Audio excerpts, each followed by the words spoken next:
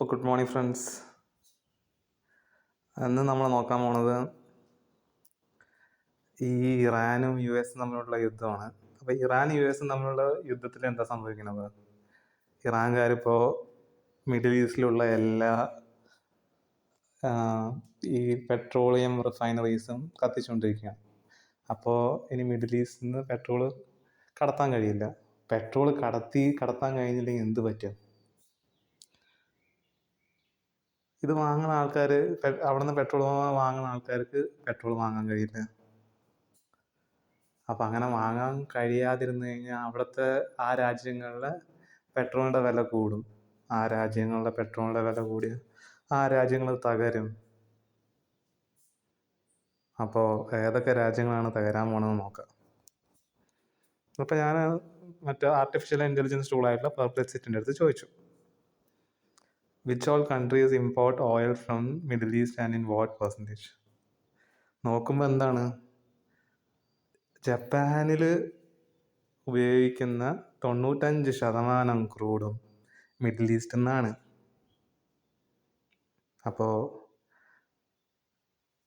ഇവിടുത്തെ യുദ്ധം കാരണം ജാപ്പനീസ് എക്കോണമി എന്തായാലും തകരും. കൊള്ളാലോ. അമേരിക്ക എത്ര ഉപയോഗിക്കുന്നുണ്ട്? എടാ, അമേരിക്ക 10% ഉപയോഗിക്കുന്നുള്ളൂ. യൂറോപ്പ് എത്ര ഉപയോഗിക്കുന്നുണ്ട്? യൂറോപ്പ് 10-ലും താഴെ.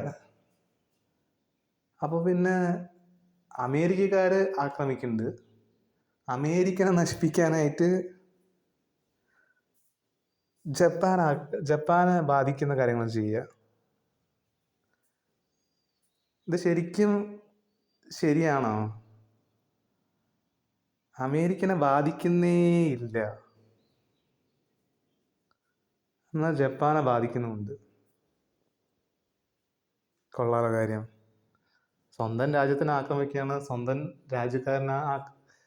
രാജ്യക്കാർക്ക് പ്രശ്നം വരണമെന്ന് പറഞ്ഞാൽ ഈ ആക്രമിക്കുന്ന ആളാണ് ആക്രമിക്കേണ്ടത്, അല്ലെങ്കിൽ ഈ ആക്രമിക്കുന്ന ആൾക്ക് പ്രശ്നമുള്ള എന്തെങ്കിലും കാര്യങ്ങൾ ചെയ്യേണ്ടത്. അതിന് പകരം ജപ്പാനെ ആക്രമിച്ച് അങ്ങനെ ശരിയാണോ? അതിൻ്റെ കാരണം എന്താണെന്ന് നോക്കാം. അതായത് അമേരിക്കൻ ഗവൺമെൻറ് റൺ ചെയ്യണത് കടത്തിലാണ്. അതായത് അമേരിക്കൻ ഗവൺമെൻറ് കടപ്പത്രം എഴുതും, 10 വർഷം കഴിഞ്ഞിട്ട് 1 കോടി രൂപ തരാം വിത്ത് പലിശ, 30 വർഷം കഴിഞ്ഞിട്ട് 30 കോടി രൂപ തിരിച്ചു തരാം വിത്ത് പലിശ എന്ന് പറഞ്ഞിട്ട് കടപ്പത്രം എഴുതി കടപ്പത്രം കൊടുത്തിട്ട് അതിന് പകരം അവർ ക്യാഷ് വാങ്ങിക്കും. അങ്ങനെ ക്യാഷ് വാങ്ങിച്ച് ആ ക്യാഷ് കൊണ്ടാണ് അമേരിക്കൻ്റെ രാജ്യം പടുത്തുയർത്തിയത്. അപ്പോൾ 2027 തൊട്ട് 2030 കാലയളവിൽ ഈ കടപ്പത്രങ്ങളെല്ലാം മെച്യൂറാവും. അപ്പം മെച്യൂരിറ്റി ആയിക്കഴിഞ്ഞാൽ എന്ത് പറ്റും? കടം വാങ്ങിച്ച ആൾക്കാർക്ക് അമേരിക്ക പൈസ തിരിച്ചു കൊടുക്കണം. അപ്പോൾ ആർട്ടിഫിഷ്യൽ ഇൻ്റലിജൻസ് ടൂളിൻ്റെ അടുത്ത് ചോദിച്ചു, 2027 മുതൽ 2030 വരെ എത്ര പൈസ അമേരിക്കയ്ക്ക് തിരിച്ചു കൊടുക്കേണ്ടി വരും? അപ്പോൾ മനസ്സിലാക്കിയത് ടോട്ടൽ 15 ട്രില്യൺ തൊട്ടിട്ട് 19 ട്രില്യൺ വരെ തിരിച്ചു കൊടുക്കണം. 19 ട്രില്യൺ എന്ന് പറഞ്ഞു കഴിഞ്ഞാൽ 19 ലക്ഷം കോടി ഡോളർ, അതായത് 1900 ലക്ഷം കോടി രൂപ അമേരിക്കയ്ക്ക് കടം തിരിച്ചു കൊടുക്കണം. അമേരിക്കൻ്റെ അടുത്ത് ഇത്രയും പൈസയില്ല. അപ്പോൾ അമേരിക്കയ്ക്ക് എന്ത് ചെയ്യണം? അമേരിക്കൻ്റെ ഡോളറിൻ്റെ മൂല്യം കുറച്ചാലോ?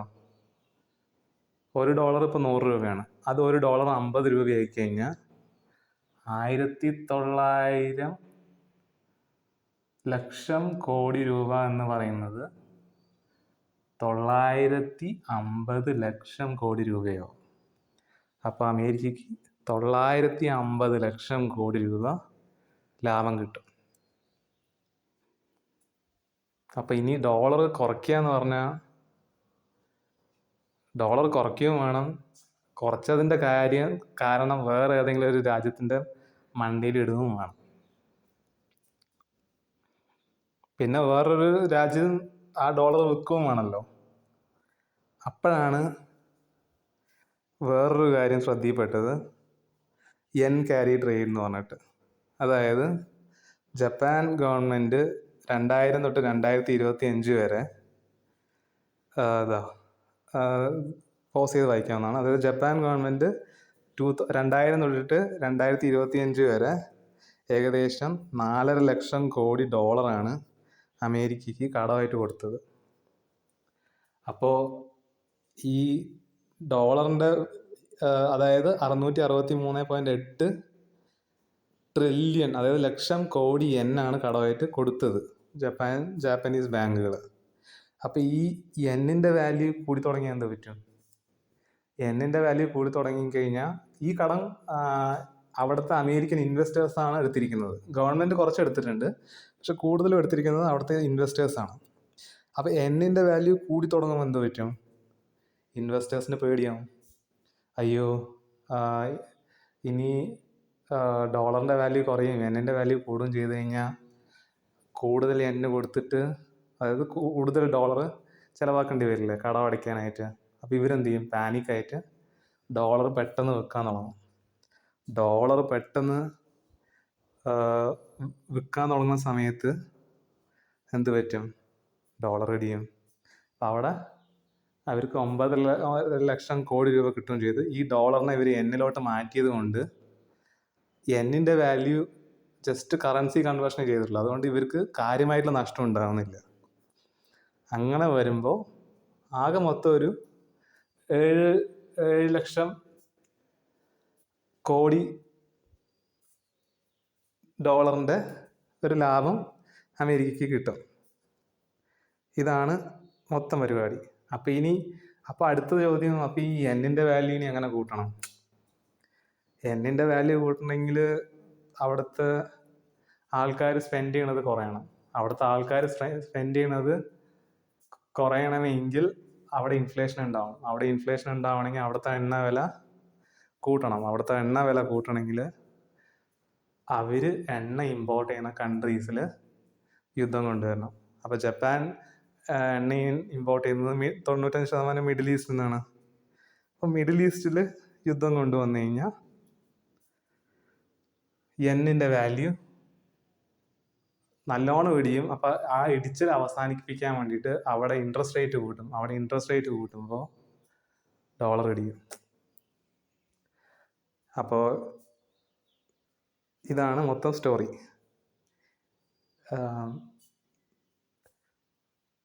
ഇനിയിപ്പോൾ ഇത് അഡീഷണലി ഏത് റീൽസ് നിങ്ങൾ കാണുമ്പോഴും സോഷ്യൽ മീഡിയയിൽ നിങ്ങൾ എന്ത് ഇൻഫ്ലുവൻസ് ചെയ്യിപ്പിക്കാൻ നോക്കുമ്പോഴും നിങ്ങൾ എപ്പോഴും ഒരു കാര്യം ശ്രദ്ധിക്കേണ്ടത്, നമ്മുടെ അടുത്ത് പവർഫുൾ ആയിട്ടുള്ള ആർട്ടിഫിഷ്യൽ ഇൻ്റലിജൻസ് ടൂളുകളുണ്ട്. എപ്പോഴും നമുക്ക് കിട്ടുന്ന ഇൻഫർമേഷൻസും ഫാക്ട്സൊക്കെ ഇതുപോലെ ആർട്ടിഫിഷ്യൽ ഇൻ്റലിജൻസ് ടൂൾസിൻ്റെ അടുത്ത് ചോദിച്ചു കഴിഞ്ഞ് കഴിഞ്ഞാൽ നമ്മൾ കുറച്ച് ലോജിക് കൂടെ ഉപയോഗിക്കുകയാണെങ്കിൽ നമുക്ക് ഓൾമോസ്റ്റ് റൂട്ട് കോസുകളിലോട്ടുള്ള ഇതിലെത്തും. കുറേ പേര് പറയുന്നുണ്ട് ഇസ്രയേലിനെ സഹായിക്കാൻ വേണ്ടിയിട്ടാണെന്നൊക്കെ. USA എങ്ങനെ പോയാലും ഒരു 9.5 ട്രില്യൻ്റെ പ്രോഫിറ്റ് ഇവിടെയും യെന്ന് പിന്നെ കയറി പോകുമ്പോൾ അവിടെ വീണ്ടും ഒരു 4-5 ട്രില്യൻ്റെ പ്രോഫിറ്റ് കിട്ടുന്നുണ്ട്. അപ്പോൾ ഏകദേശം ഒരു 10-15 ട്രില്യൻ്റെ ലാഭം അമേരിക്കയ്ക്ക് ഉണ്ടാവുന്നുണ്ട്. അതിൻ്റെ കൂടെ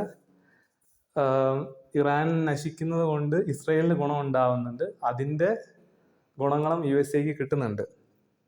അപ്പോൾ ഇതൊരു മണ്ടത്തരമൊന്നുമല്ല, ഇതൊരു റിലീജിയസ് ഇതിൻ്റെ പേരിലും അല്ല. ഇത് പ്യുവർ ഫൈനാൻഷ്യൽ ഗെയിൻസിന് വേണ്ടിയിട്ടുള്ള വാറാണ്. ഇതിൽ റിലീജിയൻ കൂട്ടിക്കലർത്തേണ്ട. ഡയറക്റ്റ് ഇത് ഇറാനിൽ യുദ്ധം ചെയ്യുന്ന ആർമി ഒഫീഷ്യൽസിന് അറിയുമായിരിക്കും എന്ന് എനിക്ക് തോന്നുന്നു. അല്ലെങ്കിൽ നിങ്ങൾ ആരെങ്കിലും ഇതിനൊന്ന് അറബിക്കിൽ കൺവേർട്ട് ചെയ്തിട്ട് അവർക്ക് പറഞ്ഞ് മനസ്സിലാക്കി കൊടുക്കുക. അവരറിഞ്ഞിട്ട് ഇത് ചെയ്യുകയാണെങ്കിൽ അവരാരും നമുക്ക് വേണ്ടിയിട്ടല്ല, അവരുടെ പേഴ്സണൽ ഗെയിൻസിന് വേണ്ടിയിട്ടാണ്. നമ്മൾ അവർക്ക് വേണ്ടി പോസ്റ്റ് ഇടുക, റീലിടുക, അവർക്ക് വേണ്ടി സാധിപ്പിക്കുക, അതിൻ്റെ ഒന്നും ഒരു ആവശ്യമില്ല. So all the best guys.